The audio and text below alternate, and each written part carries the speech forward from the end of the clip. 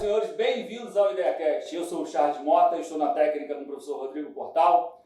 Nosso ilustre convidado é Gustavo Ralha, cria da Vila Valqueire.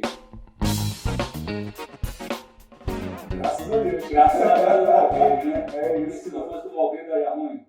Ia dar ruim. Meu orgulho ter sido de Vila Valqueire. Porra, cresci lá, passei a infância toda lá, enfim. E me amarro, gosto muito. O que tem no subúrbio carioca que não tem em outros subúrbios, em outros locais? Cara, eu acho que a sensação assim de você estar sempre rodeado de pessoas que você conhece, que são seus amigos, ou que você em algum momento já teve alguma relação mais estreita. Então, quando eu vou lá no Valqueire, não importa o que eu vou fazer, tenho certeza que eu vou encontrar alguém ali, algum querido, vamos dizer assim, alguma pessoa. Citou geograficamente Valqueire, para quem não conhece o subúrbio do Rio. O Valqueire fica perto de Madureira, Oswaldo Cruz. Que é zona norte do Rio. Isso. Fica de Sulacap, Praça Seca, o Valqueire fica ali no meio dele. Madureira, Oswaldo Cruz, só ali pertinho tem duas grandes escolas de samba, né? Sim. Você tem Império Serrano e Portela. Sim. Inevitavelmente acaba de alguma maneira impactando ali o desenrolar cotidiano, o agir ali dentro daquela realidade. Isso, e tem a tradição também, se não me engano. Isso, eu ia falar justamente sobre a tradição, porque ela fez um enredo sobre o Silvio Santos, e nessa época eu era criança, e esse enredo bombou demais, e a tradição fica na Intendente, que é uma das principais ruas ali do famosa pela concessionária de carro. Isso. E, pô, nessa época aí, cara, todo mundo virou tradição ali por causa disso, né? Torceu muito e que esse é um samba enredo histórico aí, todo mundo até hoje sabe cantar. Não vou cantar ainda. Eu ia pedir. Então, como é que esse ethos suburbano afeta no desenvolvimento da publicidade? Porque, vou ser muito sincero, todo publicitário que eu conhecia, sei lá, 20 anos atrás, 15, 18 anos atrás, os cariocas pareciam uma caricatura do paulista. Aquilo me dava uma certa pavor, um certo desgosto com aquela situação toda. Eu achava que os publicitários cariocas tinham muito mais a contribuir com a maneira de desenvolver muito mais conectada à história deles do que aquele comportamento tipicamente paulistano. Nada contra os paulistas, mas parecia uma caricatura. Os publicitários cariocas imitavam até os maneirismos, os trejeitos e a fala da galera de São Paulo.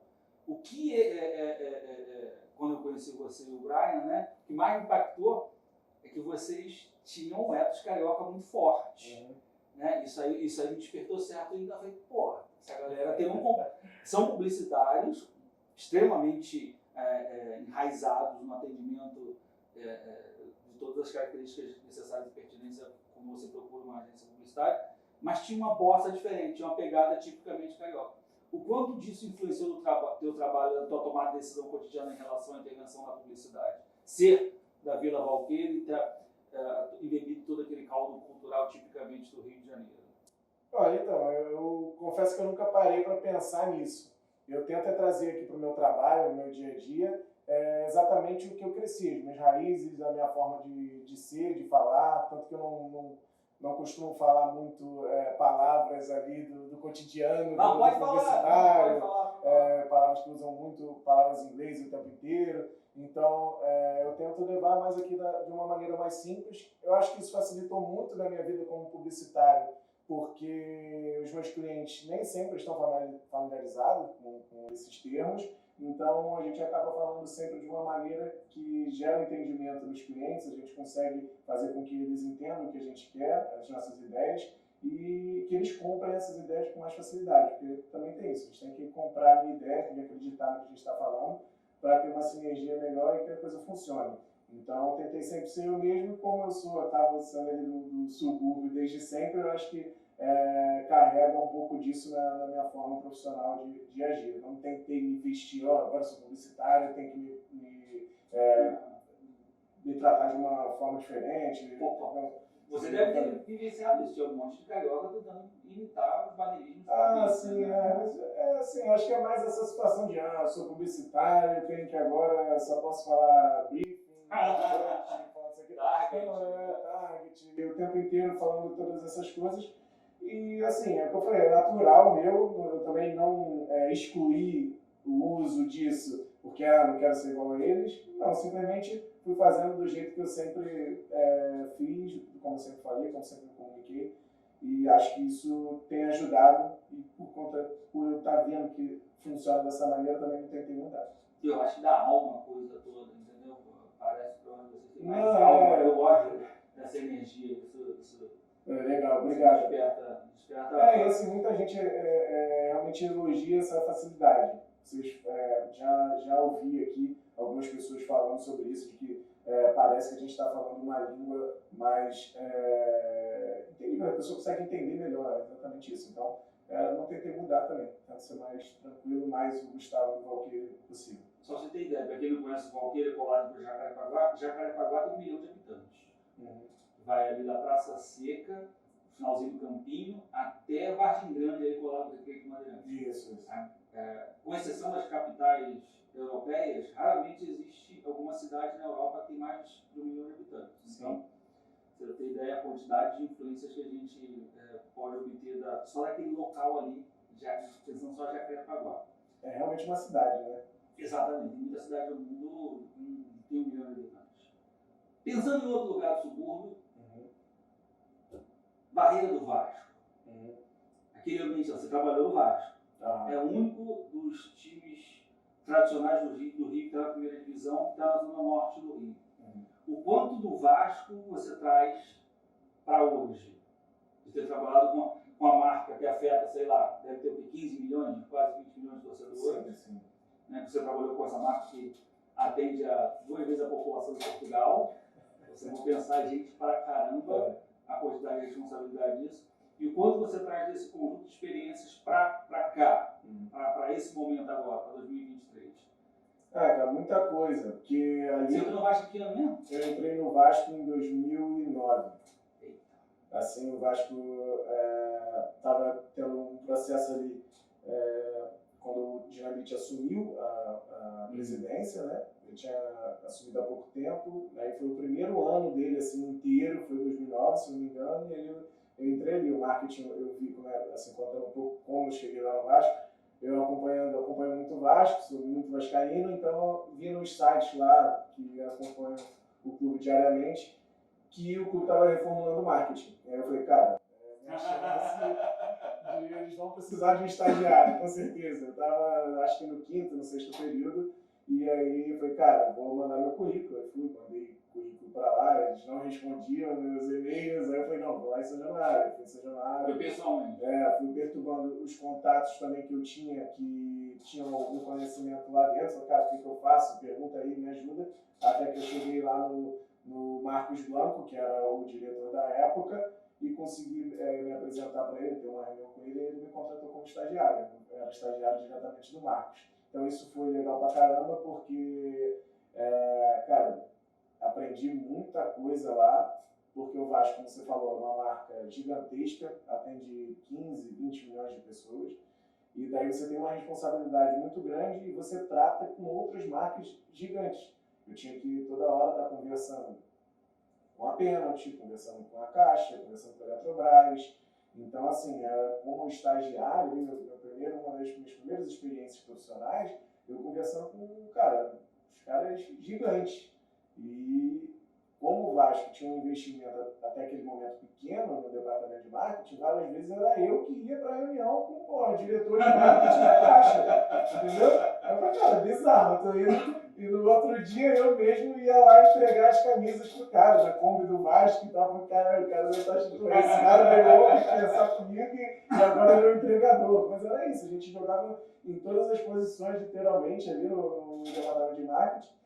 E isso me deu muita experiência, né? E falando assim sobre a barreira do Vasco, ela tem ali todo aquele espírito ali mesmo do subúrbio, de comunidade. Até agora a gente está vivendo um momento onde a barreira do Vasco e o clube foi impedido de jogar em São Januário por conta de algumas questões que ninguém entende. Parece que a pessoa que tomou essa decisão nunca foi lá, porque vivi lá a minha vida inteira como torcedor e mais de 5 anos como funcionário, mas também fui atleta do clube. Nunca tive problema nenhum, muito pelo contrário, as pessoas lá muito receptivas. Então, assim, é um negócio, qualquer pessoa que já viveu lá em São Januário não conseguem entender como é que podem falar assim, da barreira do Vasco com uma maneira sem ser. Hoje, quem vai lá, hoje em dia, é um dos principais pré-jogos assim, do Brasil. Tem lá samba, tem um monte de coisa, e aquilo ali tudo eu acho que cara, respira a realidade do carioca do subúrbio. Quem vai lá não tem como se apaixonar. Por mim, os jogos do Vasco são sempre São Januário. Não gosto do Maracanã, eu acho que ali a identidade ali do Vascaíno ali é muito forte. Eu escutei uma do Vascaíno há pouco tempo atrás, assim, tudo tem que ser em São Januário, porque a quantidade de suor e lágrima que regou aquela arquibancada, não tem como influenciar o jogo. E tem essa situação para o Vascaíno, até falando na situação de novo lá que o Vasco não pôde ter torcedores, e aí teve contra o jogo do Bahia, a torcida foi para ficar do lado de fora, foi, sei lá, 10 mil pessoas e tal. E por que eu acho que isso acontece? Porque, cara, os torcedores do Vasco que construíram São Januário, há 100 anos atrás, quase. E o torcedor do Vasco atual, ele se sente responsável para manter o legado. Então, fala assim, meu irmão, aqui não vão tirar a gente daqui. A gente conquistou aqui, a gente veio para cá por conta de muita luta nossa, de pessoas de vascaínos de outra geração, e essa geração tem que honrar a luta deles. Então, eu acho que por isso que a galera foi lá, e acho que é por isso que tem essa identidade tão forte do vascaíno com o São Januário e com a barreira do Vasco. Por que vascaíno?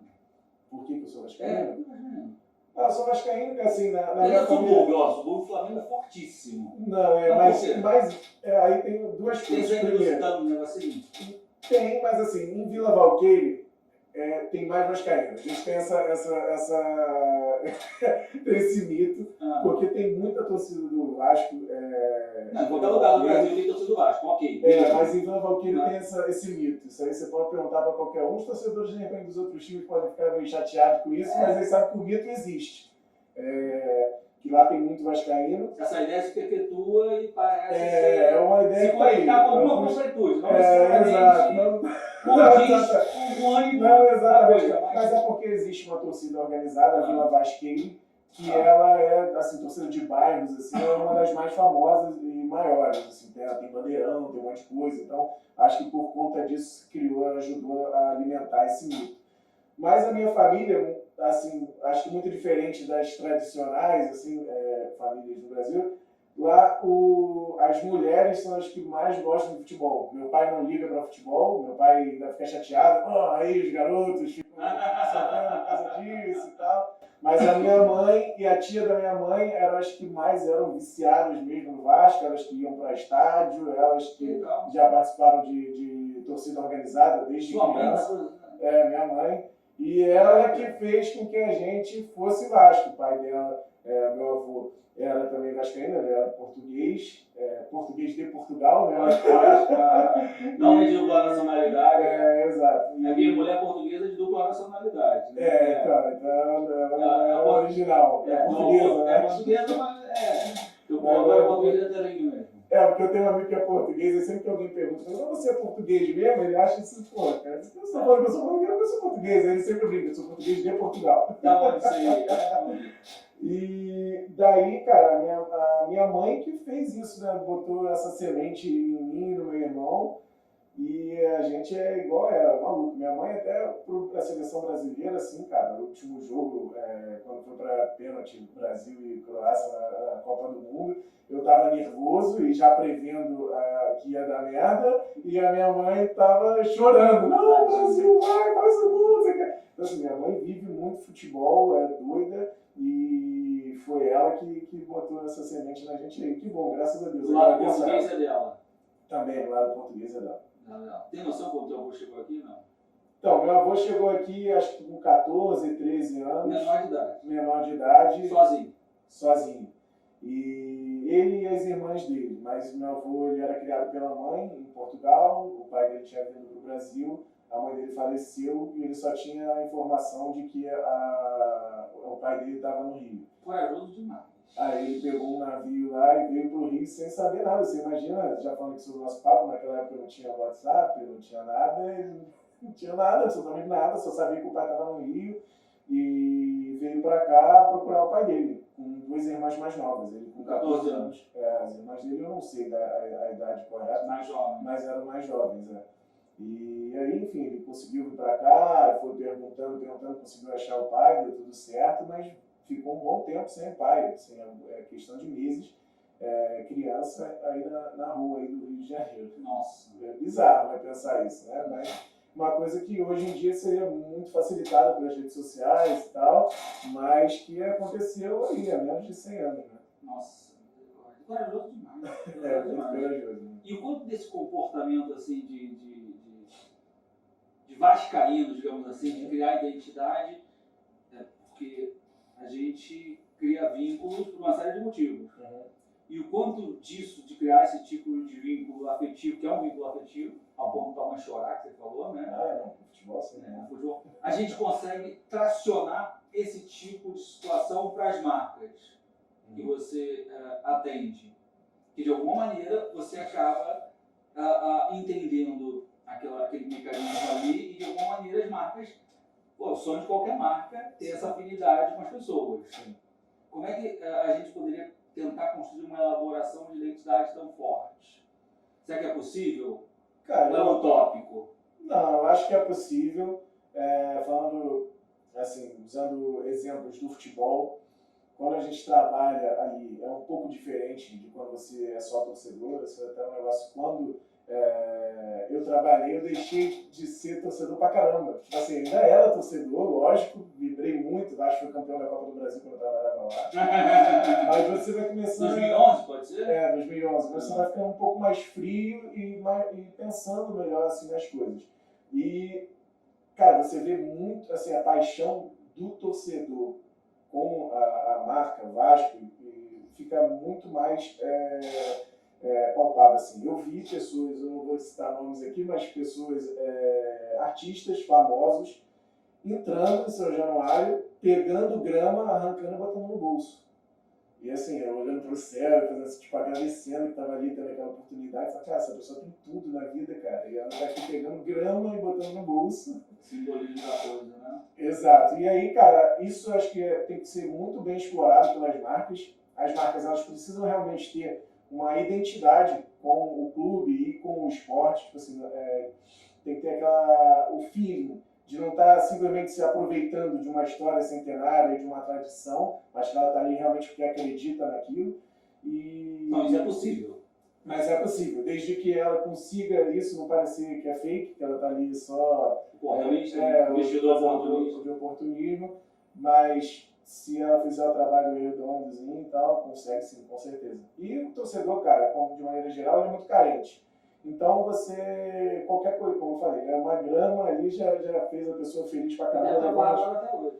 Exato. Então se você consegue levar uma experiência diferente para esse torcedor, graças àquela marca, por exemplo, na Copa do Brasil a gente fez uma ação muito simples com um patrocinador da época, que era uma marca de combustível, que ela pagaria o combustível do torcedor que fosse para Curitiba assistir a final da Copa do Brasil. E aí você só tinha que fazer lá um check-in num posto de gasolina aqui no Rio e um outro check-in lá em Curitiba, e depois na volta aqui também no check-in na volta, e aí eles iam calcular o quanto você gastou e eles pagavam a sua gasolina. Cara, deu fila assim nos postos filiados, porque, tipo assim, cara, e as pessoas depois agradecendo, falou, pô, muito maneiro, obrigado, se você parou, tive um momento inesquecível. Passou o vídeo. Meu sonho, que foi lá e viu o Vasco ser campeão da Copa do Brasil pela primeira vez e vocês me ajudaram nisso. Então, enfim, uma ação simples, mas que realmente falou, estou engajada com o momento, não ficou ali, patrocínio o Vasco, não, olhou o momento, viu que o Vasco estava numa final, viu que era legal, enfim. Ainda pensando em time, cada jogador parece uma marca individual, né? Sim. O jogador tem que ter rede social? Tem, claro. Tem que ter rede social? Tem. E o que não pode ter na rede social do jogador? Olha, tem um monte de coisa que eu acho que não pode ter na rede social de um jogador. Assim, hoje... Vamos facilitar para Sim, ter problema? O que tem que ter na rede social? Tá, olha só, vamos lá. eu acredito que na rede social de um atleta, ele tem que estar demonstrando ali o comprometimento dele com a vida dele de atleta e o comprometimento dele com o clube dele. Tá. Enfim, eu acredito muito que você só ficar se vendendo na rede social, independente do que você é uma coisa chata. Você tem que estar ali mostrando seu dia a dia de forma natural. Então, o atleta mostrar um treino, mostrar ele em casa com a família, ou mostrar ele num momento de diversão, mas que seja um momento de diversão que está adequado com a vida dele de atleta, cuidando ao mesmo tempo, pensando no que o corpo dele é um patrimônio dele e do clube.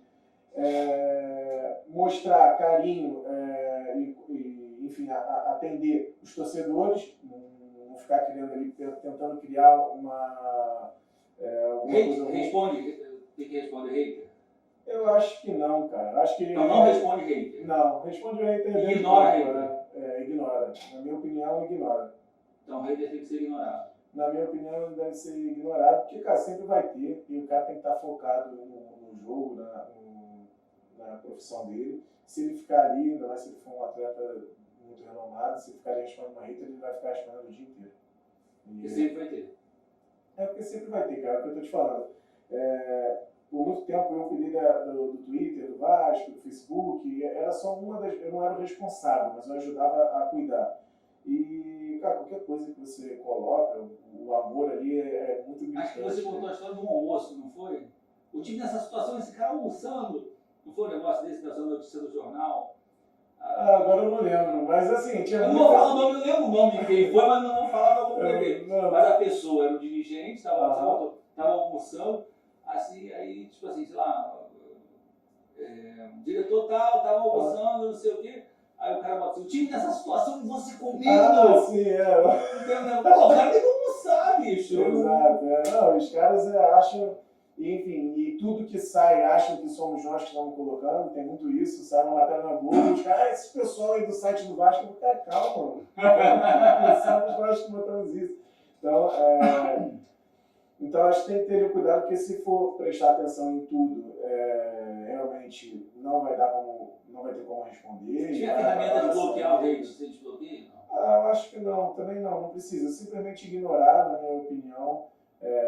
Ignorar é difícil. Quando errar, na minha opinião, seria melhor ignorar. E quando errar, tem que falar, tem que ir lá, pedir desculpa se fez alguma coisa errada. Na assessoria de imprensa é fundamental. Exatamente, vai lá, pede desculpa, fala.